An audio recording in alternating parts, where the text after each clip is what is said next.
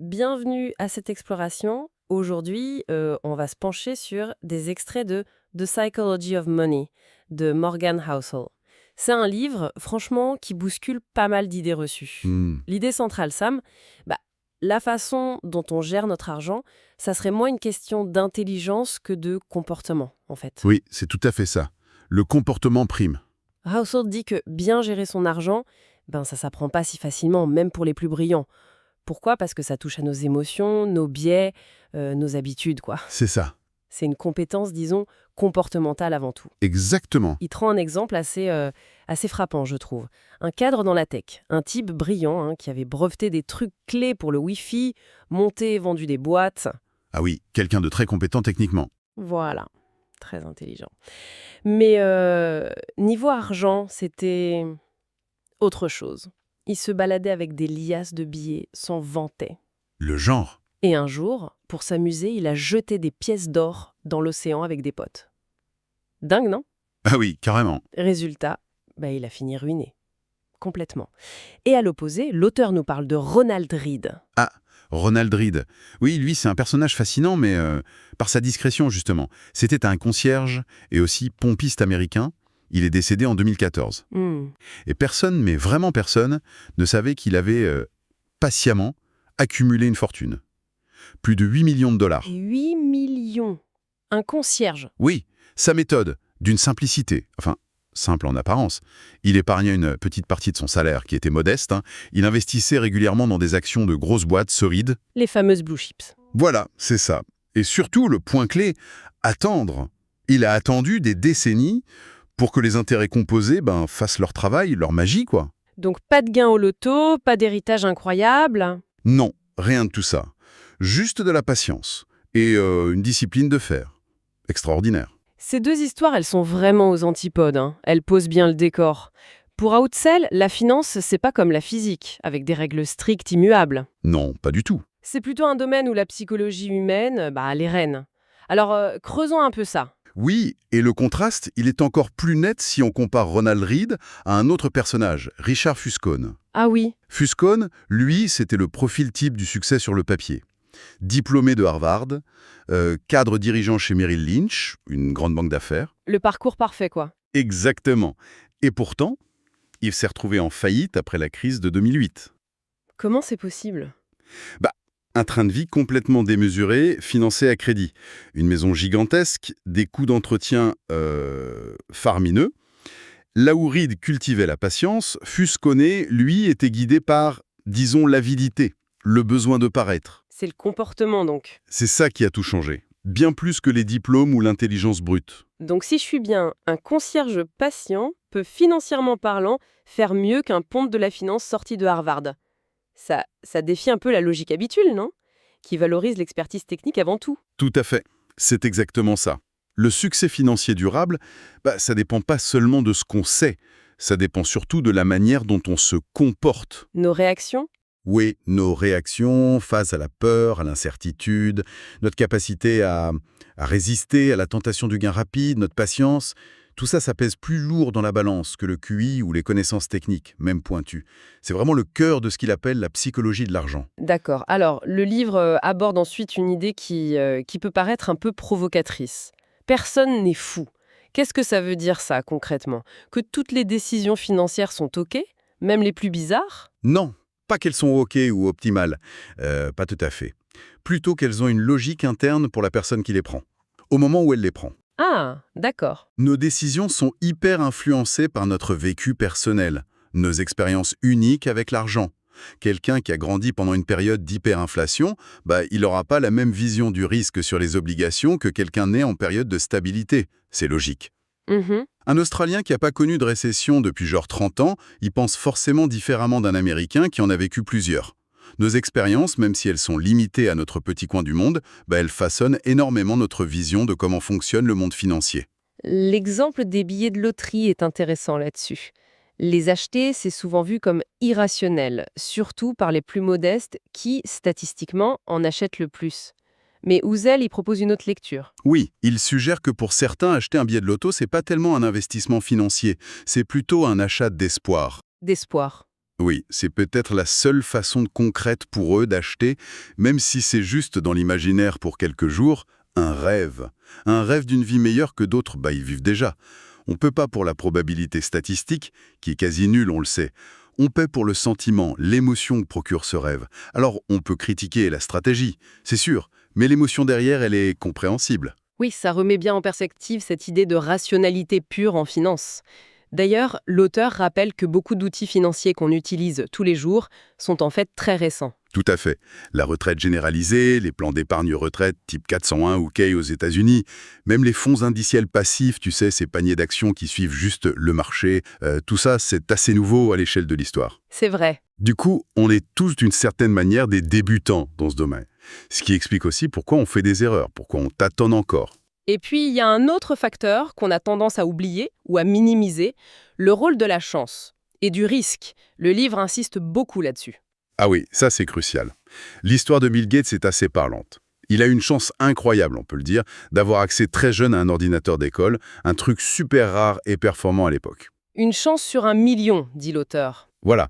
Mais son pote, Kent Evans, qui était tout aussi passionné, tout aussi brillant, il est mort dans un accident de montagne avant même la création de Microsoft. Le hasard, qu'il soit bon ou mauvais, il joue un rôle énorme. Et on a tendance à l'oublier. Surtout quand on regarde un succès après coup. Et reconnaître ce rôle du hasard, ça change quoi pour nous? Ben, ça devrait nous rendre plus humbles face à nos propres succès. Ils sont jamais dus qu'à notre seul mérite, faut être honnête. Et ça devrait aussi nous rendre plus compréhensifs face aux échecs des autres.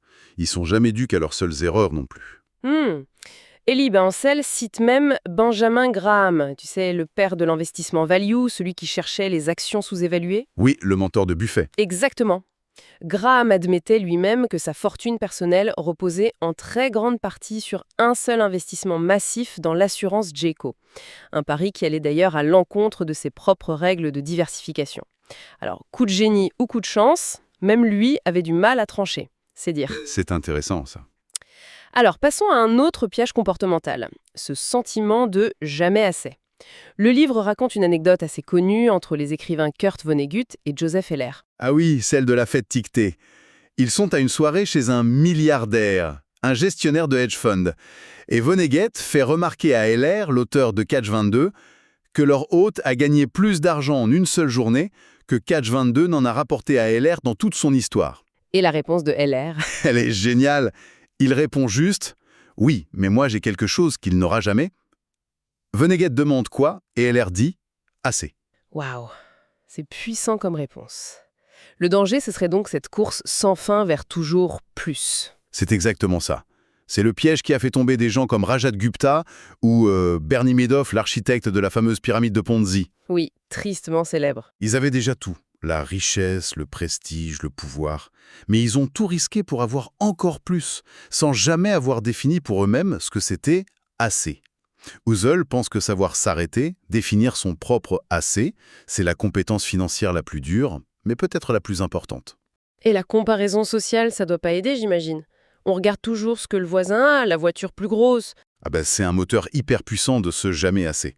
Il y aura toujours quelqu'un de plus riche, qui a plus de succès, surtout aujourd'hui avec les réseaux sociaux qui nous bombardent d'images de réussite. C'est une bataille qu'on ne peut pas gagner. Alors, comment on fait? La seule manière d'en sortir, d'après Husserl, c'est de refuser de jouer à ce jeu. Consciemment. Ne pas participer à cette comparaison permanente. C'est plus facile à dire qu'à faire, mais je vois l'idée. Un autre concept que notre cerveau a du mal à saisir apparemment, c'est la puissance de l'effet cumulé, le fameux compounding. Oui, c'est très contre-intuitif. Notre cerveau pense de façon linéaire, pas exponentielle. Husserl utilise une analogie que je trouve très parlante, celle des ères glaciaires. Ah oui. Elle commence pas par des hivers horriblement froids. Non, elle commence par des étés juste un tout petit peu moins chauds, assez pour qu'une fine couche de neige de l'hiver précédent ne fonde pas complètement. D'accord. Cette neige qui reste, elle réfléchit un peu plus le soleil, ça refroidit légèrement la zone, du coup l'hiver suivant, un peu plus de neige s'accumule, et ce petit changement initial, répété, amplifié année après année, sur des millénaires, ça mène à un résultat énorme. Une planète en grande partie recouverte de glace. Et les intérêts composés, c'est pareil. C'est exactement le même principe. Des petits gains, s'ils sont réinvestis, génèrent eux-mêmes des gains qui sont à leur tour réinvestis. Et avec le temps, ça crée une croissance exponentielle. Au début, on voit pas grand-chose, et puis ça s'emballe. Et c'est ça, le falot secret de Warren Buffett, ce serait pas juste son talent d'investisseur? Son talent est indéniable, évidemment. Mais Ouzel souligne que sa longévité est absolument clé pour expliquer sa fortune monumentale. Il a commencé à investir sérieusement vers 10 ans, et il continue aujourd'hui, à plus de 90 ans. Incroyable. Ouzel fait un calcul rapide mais saisissant. Si Buffett avait commencé, disons, à 30 ans, et pris sa retraite à 60 ans, une carrière déjà longue et réussie, eh bien, même avec ses rendements exceptionnels, sa fortune aujourd'hui serait environ 99,9% inférieure à ce qu'elle est. C'est fou. Le temps donc. Le temps, c'est son avantage compétitif principal. C'est la durée qui permet à l'effet cumulé de faire des miracles. Ce qui nous amène à une distinction importante que fait le livre, la différence entre gagner de l'argent et le conserver. Absolument. S'enrichir, getting wealthy, comme il dit, ça demande souvent de l'optimisme, de la prise de risque, parfois même de l'audace. Il faut saisir des opportunités. Mhm.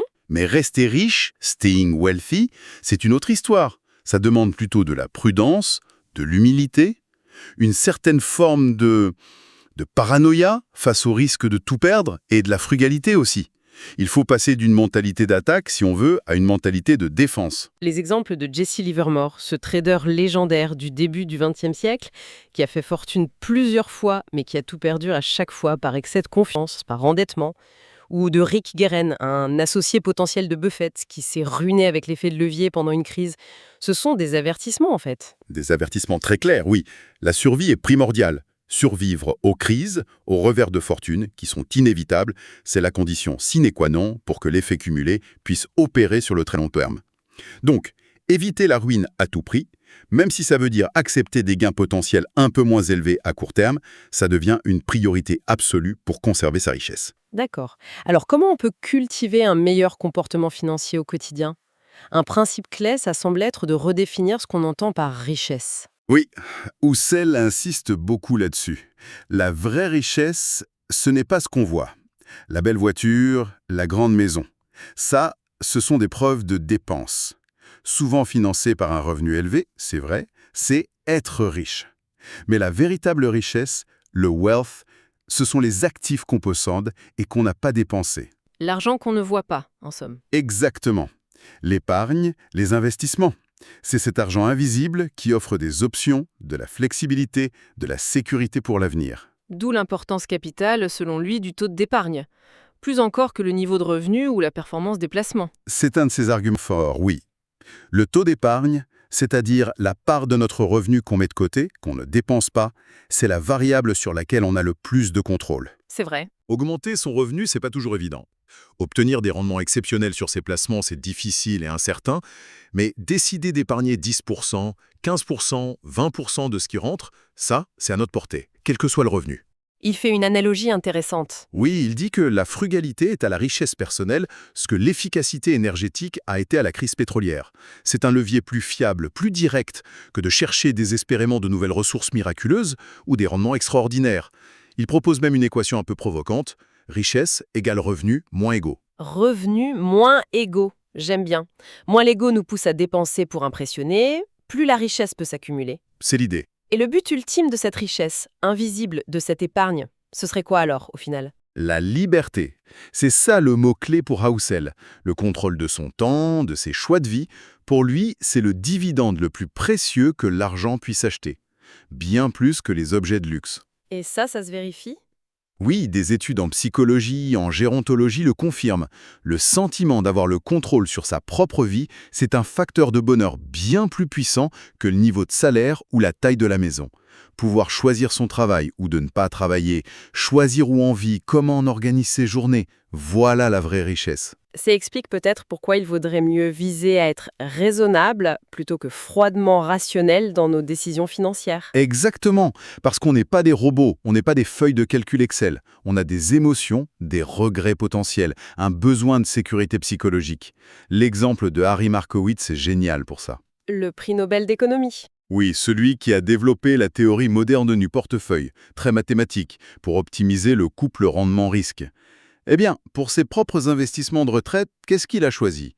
Une répartition toute simple. 50% actions, 50% obligations. Ah bon?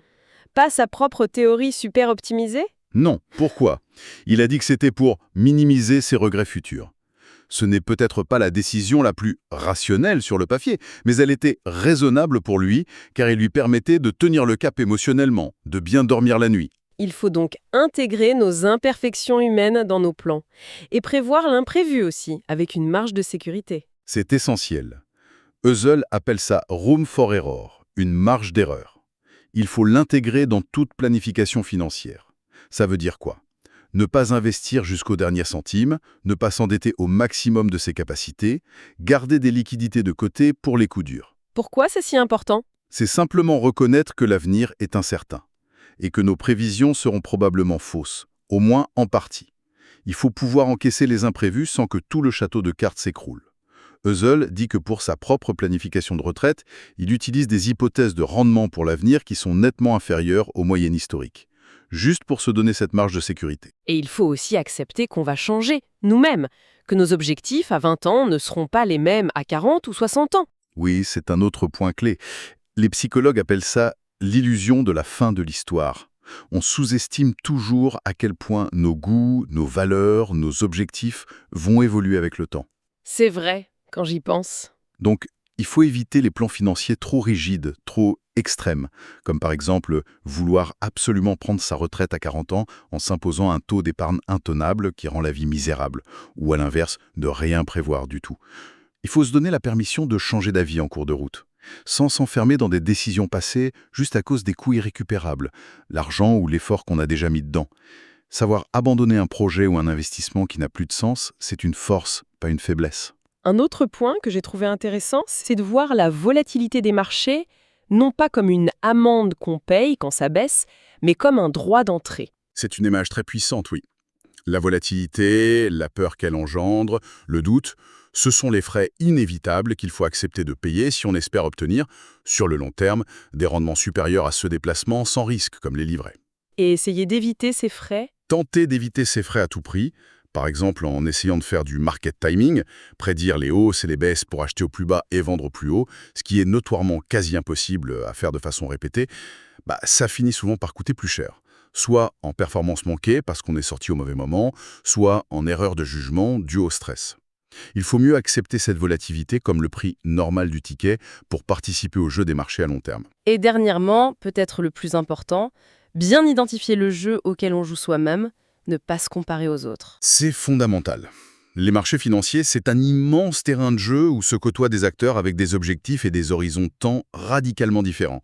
Il y a les traders qui achètent et vendent en quelques minutes, les fonds de pension qui investissent pour les 30 prochaines années, les investisseurs individuels qui préparent leur retraite dans 20 ans. Et le risque, c'est de se laisser influencer par... Exactement. Se laisser influencer par les actions de quelqu'un qui ne joue pas du tout le même jeu que soi. Par exemple, vendre ses actions en panique pendant une baisse, parce que les traders à court terme s'agitent, c'est une recette quasi certaine pour l'échec à long terme. Il faut définir sa propre stratégie, son propre horizon de temps, sa propre tolérance au risque et essayer de s'y tenir sans regarder ce que fait le voisin qui a peut-être des objectifs complètement différents. Le livre s'attarde aussi pas mal sur la manière dont on perçoit l'information, notamment avec ce qu'il appelle la séduction du pessimisme. Pourquoi est-ce que le pessimisme nous attire tant, en finance comme ailleurs? C'est une bonne question. D'abord, le pessimisme, ça sonne souvent plus intelligent, plus prudent. Quelqu'un qui annonce des catastrophes a l'air plus lucide que celui qui est optimiste. C'est vrai. Et surtout, le pessimisme capte notre attention beaucoup plus efficacement. L'évolution nous a programmés comme ça. Ignorer une menace potentielle, un prédateur, un danger, pouvait être fatal pour nos ancêtres. Alors qu'ignorer une opportunité, un arbre fruitier un peu plus loin, c'était moins grave. Du coup, notre cerveau est naturellement câblé pour donner beaucoup plus de poids aux mauvaises nouvelles, aux menaces. Et en finance, ça se traduit comment concrètement? Bien. Les mauvaises nouvelles, les crashs boursiers, les récessions, les risques de crise sont perçus comme plus urgentes, plus universelles. Elles touchent tout le monde potentiellement. Donc, elles dominent les médias, elles font plus de bruit. C'est clair. Les pessimistes ont aussi tendance à faire une chose à table. Ils projettent les tendances négatives actuelles indéfiniment dans le futur, sans tenir compte de l'incroyable capacité d'adaptation des marchés, des entreprises et de l'innovation humaine. Pensez à toutes les fois où on a annoncé le pic pétrolier et la fin du pétrole, et on trouve toujours de nouvelles façons d'en extraire ou de s'en passer. Le progrès, lui, est souvent lent, graduel, presque invisible au quotidien. Alors que les catastrophes, elles, sont rapides, brutales, spectaculaires. D'accord. Et il y a aussi l'autre penchant, le danger des fictions séduisantes. De quoi s'agit-il ici? Alors là, ce sont les histoires auxquelles on a envie de croire, surtout quand les enjeux sont très élevés pour nous, notre santé, notre argent, et qu'on a l'impression d'avoir peu de contrôle sur la situation. Quand on désire très fort quelque chose, guérir d'une maladie grave, devenir riche rapidement, on devient beaucoup plus réceptif aux récits, aux histoires qui nous disent que c'est possible, que c'est facile, même si ces histoires sont peu plausibles, voire complètement fausses. C'est ce qui explique l'attrait des remèdes miracles ou des gourous financiers qui promettent des rendements irréalistes, sans risque. C'est exactement ça. Ou même des escroqueries comme celle de Madoff. Pourquoi des gens pourtant intelligents, parfois expérimentés, se sont laissés berner? Parce que la promesse de rendement élevé, régulier, constant, sans risque apparent, c'était une fiction tellement séduisante. L'appât du gain facile, le désir que ce soit vrai, ça court-circuite parfois notre esprit critique. On veut y croire. Au fond, le message, c'est qu'on construit tous notre compréhension du monde à partir d'informations qui sont forcément incomplètes. On est comme la petite fille de l'auteur, âgée d'1 an, qui élabore son propre modèle mental du monde avec ses expériences très limitées. On fait tous pareil, mais à notre échelle. Oui, on crée des récits, des narrations cohérentes pour donner du sens au chaos apparent, pour combler les vides dans notre connaissance. C'est normal, c'est humain. Mais le risque, c'est de développer une confiance excessive dans nos propres récits, d'oublier qu'ils ne sont qu'une vision partielle, subjective de la réalité, surtout dans un domaine aussi complexe et imprévisible que l'économie ou la finance. Alors, si on devait essayer de synthétiser le message principal de toute cette discussion autour de The Psychology of Money, ce serait quoi? Que finalement, tout, ou presque, se joue dans la tête. En grande partie, oui. Que notre relation à l'argent est profondément personnelle, subjective et surtout comportementale. Il n'y a pas de bonne réponse universelle en matière de finances personnelles, pas de solution miracle qui marche pour tout le monde. C'est un peu comme en médecine. L'auteur fait cette comparaison, oui. Aujourd'hui en médecine, le consentement éclairé du patient est devenu crucial. Le médecin propose des options, explique les avantages et les inconvénients, mais c'est le patient qui choisit le traitement qui lui convient le mieux, en fonction de ses propres valeurs, de sa tolérance aux effets secondaires, etc. En finance, ça devrait être pareil. La meilleure stratégie, c'est celle qui est adaptée à nos objectifs, à notre personnalité, à notre tolérance au risque, et surtout, c'est celle qui nous permet de bien dormir la nuit. Donc, les maîtres mots, si on résume, ce serait humilité, patience, définir son propre assez et rechercher l'indépendance plus que l'affichage extérieur de richesse. Précisément, humilité face au rôle de la chance, de l'incertitude, patience pour laisser le temps faire son œuvre, pour l'épargne et les investissements, maîtrise de son ego pour éviter les dépenses inutiles dictées par la comparaison sociale, et viser avant tout la liberté, l'indépendance que procure le contrôle de son temps, plutôt que la simple accumulation de biens pour impressionner. Et aussi, accepter d'être raisonnable, c'est-à-dire en phase avec sa propre psychologie, même si ce n'est pas parfaitement rationnel sur le papier, plutôt que de chercher une optimisation parfaite mais intenable humainement. Prévoir des marges de sécurité, accepter qu'on fera des erreurs. Tout à fait. Il faut intégrer nos limites humaines dans l'équation. C'est pour ça que Housel partage sa propre approche, non pas comme un modèle à copier, mais comme un exemple de ce qui fonctionne pour lui. Sa priorité, c'est l'indépendance. Donc il épargne beaucoup grâce à un style de vie qui reste simple même si ses revenus augmentent. Il a choisi d'être propriétaire de sa maison sans crédit pour la tranquillité d'esprit, même s'il sait que financièrement ce n'est peut-être pas le plus optimal. Il garde beaucoup de liquidités, de cash pour la sécurité et le reste, il l'investit passivement à long terme dans des fonds indiciels très diversifiés. Une approche très personnelle donc, qui lui convient à lui, mais qui n'est pas forcément une recette miracle pour tout le monde. Exactement. L'essentiel, ce n'est pas tant la stratégie finale que le cheminement pour y arriver. Comprendre ses propres biais, ses propres désirs profonds, définir ce que signifie vraiment assez pour soi, et choisir consciemment les règles du jeu financier auxquelles on décide de participer, sans se laisser dicter par les autres. Et tout ça nous laisse peut-être avec une question pour la suite, une question à méditer. Maintenant qu'on a un peu mieux conscience de tous ces mécanismes psychologiques qui nous influencent, comment on fait concrètement pour ancrer ces principes de sagesse, de patience, d'humilité dans nos décisions de tous les jours? Surtout face au bruit constant des marchés, des médias, de la pression sociale à consommer et à se comparer. Vaste question. En effet, c'est tout le défi. La prise de conscience est la première étape, mais la mise en pratique au quotidien, c'est un travail de longue haleine.